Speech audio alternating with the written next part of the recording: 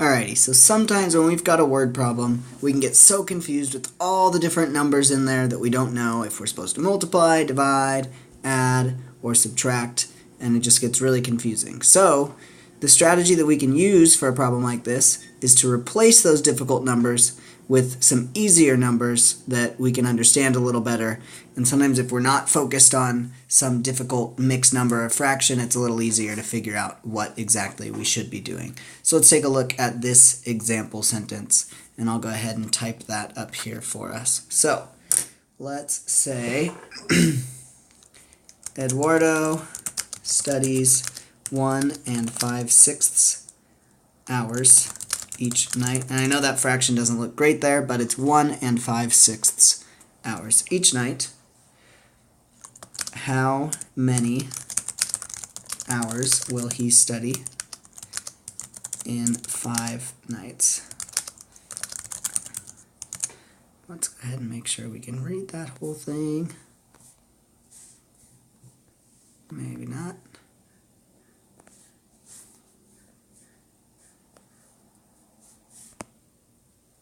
There we go. Alright, sorry about that. So, he studies 1 5/6 hours each night. How many hours will he study in 5 nights? Again, sometimes that fraction can throw us off and we don't really know what to do. So let's go ahead and just change 1 5/6 to 2 hours. So if we were to say, Eduardo studies 2 hours each night, how many hours will he study in 5 nights?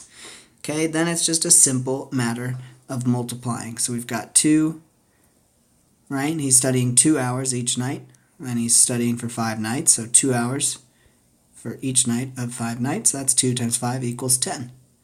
So now that I've figured out exactly what I'm supposed to do, I can go ahead and replace the original numbers there. So we'll go with 1 5/6 hours. And again, we're going to multiply that by 5 nights.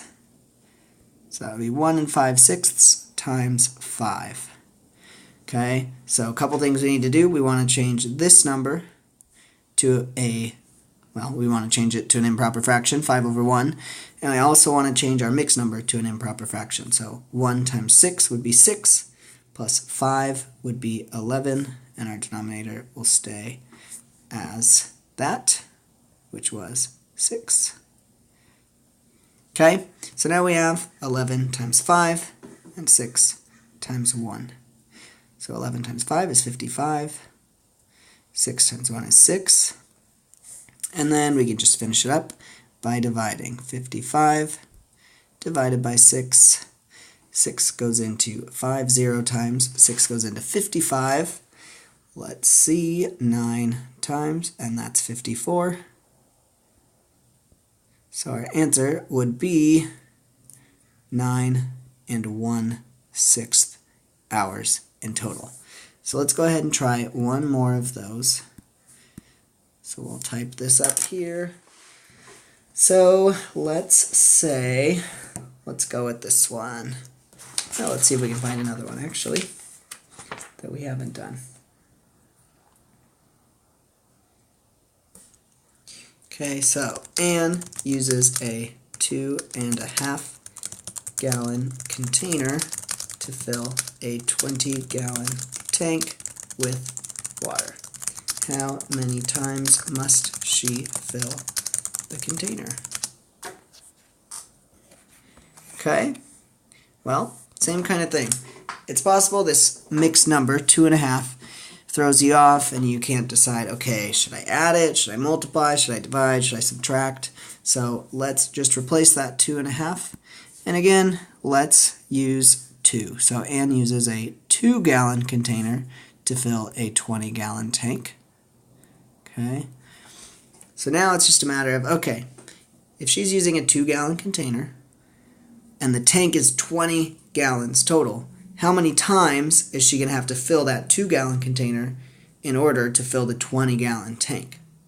Right? So if we think about that, you might even be able to say, oh, 10 times, because each time she fills a container, that's 2, and 2 times 10 would equal 20. Okay? Which means, right, we actually want to divide and use that opposite sentence and say 20 divided by 2 equals 10. So then, wow, that does not look good. So then if we want to plug back in our original number, that would be 20 divided by 2.5. So let's go ahead and do that. 20 divided by 2.5. This pen does not work very well. 20 divided by 2.5. There we go. Okay, so now we need to change these both into improper fractions. So 20 becomes 20 over 1. 2.5, so we'll do 2 times 2 is 4, plus 1 is 5 halves.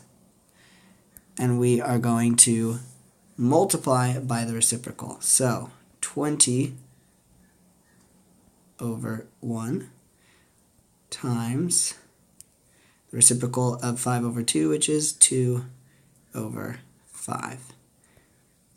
Let's go ahead and simplify here. So 20 and 5, I can divide those both by 5. I get 4 here, and I get 1 here.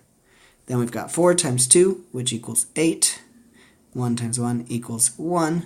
So if she had a 2.5 gallon container, she would have to fill it 8 times in order to fill up that 20-gallon tank. So that's just a look at how you can sometimes use simpler numbers just to help you conceptualize and understand exactly what you should be doing in that word problem.